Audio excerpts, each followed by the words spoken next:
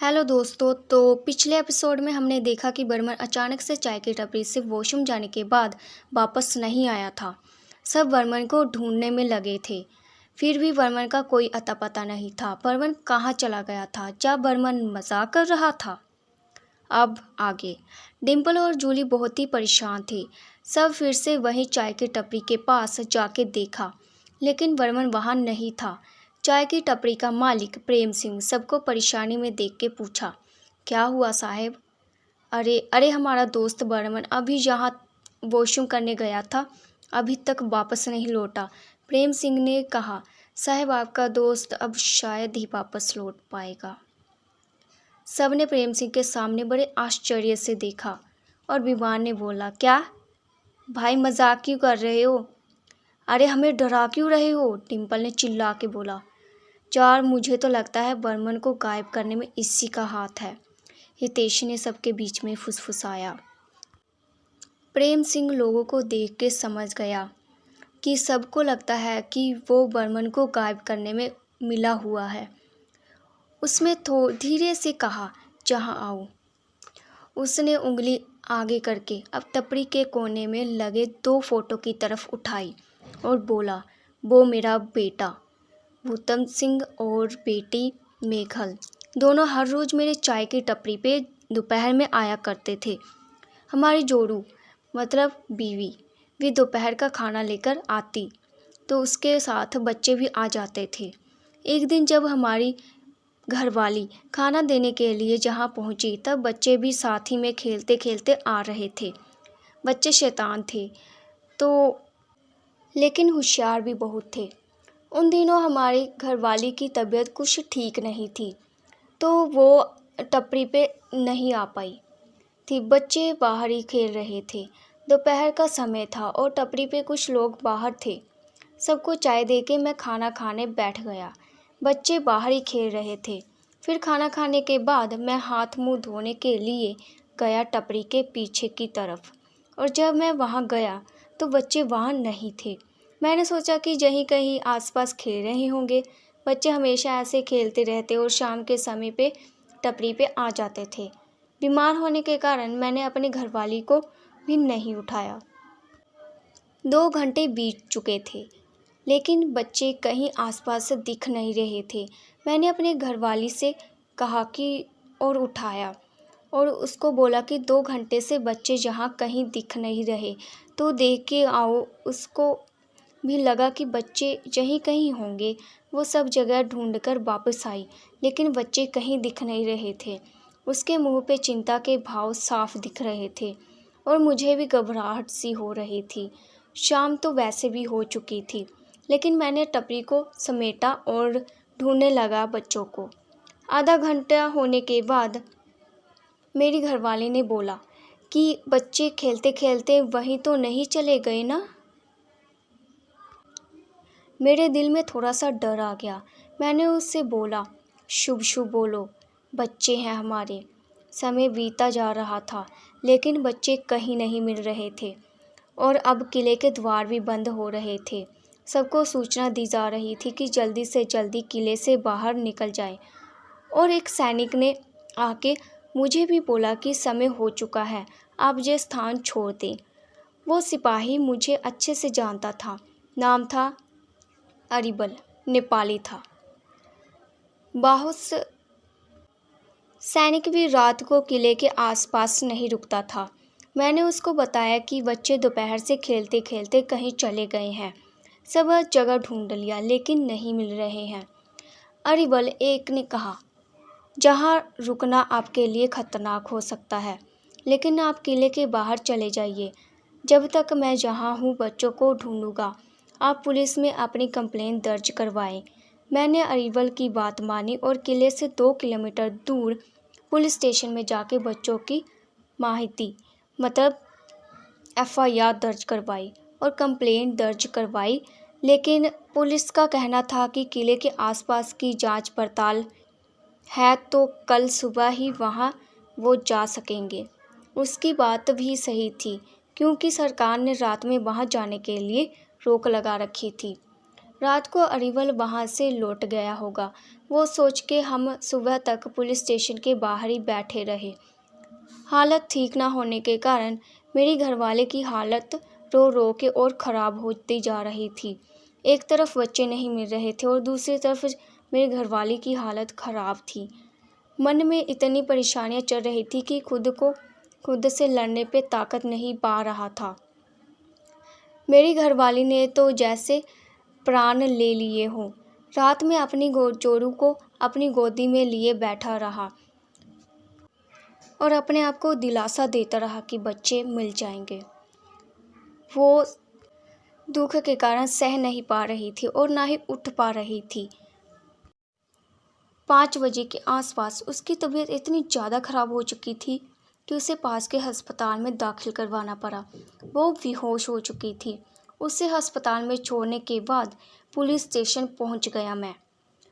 Doctor ने बोला था कि उसे होश आने में 4-5 घंटे लग सकते हैं कम से कम, और उतना वक्त नहीं था मेरे पास। अगर उसके पास बैठा रहता तो बच्चों को ढूंढने में समय ख़राब हो जाता। मुझे ही पुलिस के साथ जाना था किले तक। मन में ही बहुत सारी परेशानियां चल रही थी। एक तरफ पत्नी का बीमार होना, दूसरी तरफ बच्चों का गायब होना। आसमान में देखकर ऊपर वाले से बस प्रार्थना ही कर सकता था कि सब ठीक कर दे। सुबह 7 बज चुके थे और स्टेशन में रात के पुलिस वाले अपनी ड्यूटी चेंज करके जा रहे थे और दूसरे पुलिस वाले आ रहे थे चार्ज के लिए, जिनका नाम था रमन सिंह। वो आ चुके थे। रमन सिंह ने आते ही एक नज़र में सामने देखा और बोला, कोई इमरजेंसी केस है क्या घोंसले? जी साहब, इस बेचारे के बच्चे कल से किले से गायब हो गए।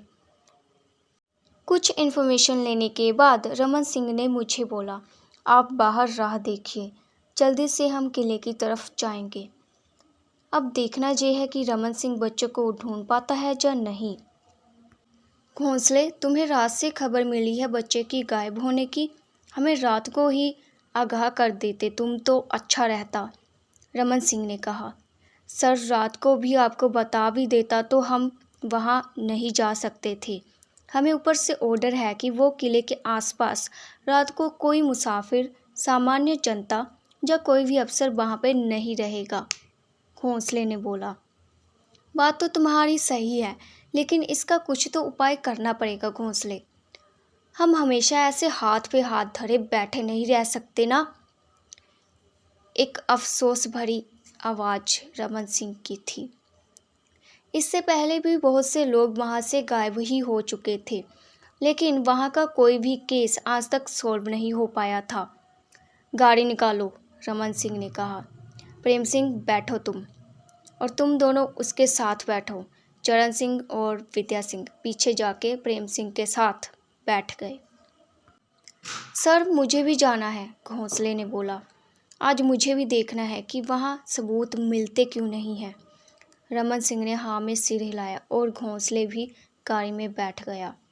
गाड़ी किले की तरफ ही जा रही थी। गाड़ी में रमन सिंह और चरण सिंह किले को लेकर कुछ बातें कर रहे थे। विद्या सिंह ड्राइवर के साथ गप्पे लड़ा रहा था, लेकिन एक इंसान बस दुविधा में था। वो था प्रेम सिंह। गाड़ी किले की तरफ बढ़ रही थी। गाड़ी में रमन सिंह और चरण सिंह किले को लेकर कुछ बातें कर रहे थे। एक तरफ बच्चे गायब थे तो दूसरी तरफ जोरू बीमार थी। इतनी अंजमंजस में था कि उसको खुद का भी ख्याल नहीं रहा था। गाड़ी रास्ते में थोड़ी देर चाय के लिए रुकी, फिर किले की तरफ जाने के लिए रवाना हुई। बस थोड़ी दूर के बाद किला आ गया। कुछ देर बाद किले के आगे जहाँ प्रेम सिंह की टपरी थी, वहाँ जाके गाड़ी रुक गई। रमन सिंह ने एक नज़र प्रेम सिंह की तरफ करते हुए पूछा, क्या यहीं चाय बेचते हो? प्रेम सिंह ने सिर्फ हाँ में सिर हिलाया। ठीक है, रमन ने कहा। चरण सिंह और विद्या सिंह गाड़ी से उतर चुके थे, क्योंकि आगे की ओर गाड़ी जा नहीं सकती थी। इतना छोटा रास्ता था। ड्राइवर को वहीं रोक के बोलने के लिए रमन सिंह ने सबको लेके किले की तरफ चल दिए। किले के अंदर रमन सिंह उसके कांस्टेबल साथी के साथ प्रेम सिंह के कहे मुताबिक जांच कर रहे थे और रिपोर्ट लिखे जा रहे थे। रमन सिंह ने दोनों को वहां जांच करने के लिए बोला। प्रेम सिंह के साथ किले के पीछे की तरफ चले गए। प्रेम सिंह वहां बहुत ही गंभीर स्वर में बोला, साहब मेरे बच्चे। रमन सिंह ने एक नज़र प्रेम सिंह की तरफ देखते हुए बोला, जल्द पता लग जाएगा, बस थोड़ा हमारे साथ कोऑपरेट कीजिए। घोंसले रमन सिंह की तरफ भागता हुआ आया और हाँफते हुए बोला, वहाँ बच्चों की लाश पड़ी है, वो भी एक नहीं दो। वो सुनते ही प्रेम सिंह रमन सिंह से भी तेज भागते हुए वहाँ जगह पर पहुँच गया और बच्चों को देखकर चिल्लाकर रोने लगा। उसे समझ ही नहीं आ रहा था कि उसके साथ हुआ क्या है। बस वो रो रहा था और वो भी इतनी बड़ी आवाज़ में कि गले में से जैसे अभी खून निकल जाएगा। बस थोड़ी देर में बच्चों को पोस्टमार्टम के लिए लेके जाने वाले थे। तब चरण सिंह ने कुछ देखा, जैसे किले के पीछे दिखाई दिया। उसके पीछे पीछे चरण सिंह जाने लगा। देखा कि वो कहीं छुपते छुपाते जा रहा है। वो मानव सी आकृति एक साए की तरह थी, बस चलते ही जा रही थी। चरण सिंह को ऐसे अचानक से जाते हुए देख विद्या सिंह ने उसकी तरफ तेजी से पैर दौड़ाए। बस किले की ऐसी जगह आकृति पहुंच गया जहां बहुत अंधेरा था और वहां वो गायब हो गया। चरण सिंह ने उसे आसपास ढूंढने की बहुत कोशिश की, लेकिन वो मात्र अंधेरे के अलावा कुछ नहीं दिख रहा था। विद्या सिंह भी पीछे पीछे जा चुका था। अंधेरा बहुत था तो उसने चरण सिंह को आवाज़ लगाई। अंदर से चरण सिंह ने हामी भरी और भरते हुए बाहर आ ही रहा था कि अचानक से किसी चीज़ से टकरा गया और गिर पड़ा। चरण सिंह के गिरने की आवाज़ सुनकर विद्या सिंह उसकी तरफ दौड़ा और उसको जैसे उठाया। चरण सिंह थोड़ा दर्द से कराह रहा था। तब देखा कि जो चीज़ उसके पैर से टकराई थी वो चीज़ भारी बहुत थी। एक थैले में किसी चीज़ से भरी हुई थी जो उसने गिरने का कारण बनी थी। दोनों ने बड़ी मुशक्क़त के साथ वो थैले को किले की बाहर की तरफ लाने लग गए। किले में जहाँ अंधेरा ख़त्म होते चरण सिंह की नज़र थैले पर पड़ी तो उसने खून लगा हुआ था। वो चौंक गया और उसने थैले की तरफ इशारा करते हुए विद्या सिंह को बोला, इस पे तो खून लगा हुआ है, जानी इसमें कोई मरा हुआ पड़ा है, किसी की लाश है। दोनों ने तुरंत रमन सिंह को इसके बारे में आगाह किया। थैले को देखकर लग रहा था कि वो थैला भारी बहुत था। रमन सिंह जैसे ही आगे बढ़ा, घोंसले ने आवाज़ लगाई, सर कुछ बताना है आपको, थोड़ा ज़रूरी है। रमन सिंह ने थैले को वहीं छोड़कर घोंसले के पास जाने लगा। घोंसले ने रमन सिंह को कुछ बताया। थोड़ी देर बाद दोनों में बातचीत चली और एक नज़र प्रेम सिंह की तरफ देख के अफसोस भरी आवाज़ में बोला, एक गरीब इंसान इतना दर्द सहेगा, भगवान। क्या होगा उस थैले में जो चरण सिंह और विद्या सिंह को मिला है? घोंसले ने रमन सिंह को ऐसा क्या कह दिया जिसकी वजह से रमन सिंह अफसोस व्यक्त कर रहे थे? तो आगे की कहानी जानने के लिए प्लीज़ बने रहें हमारे साथ। Please subscribe my channel.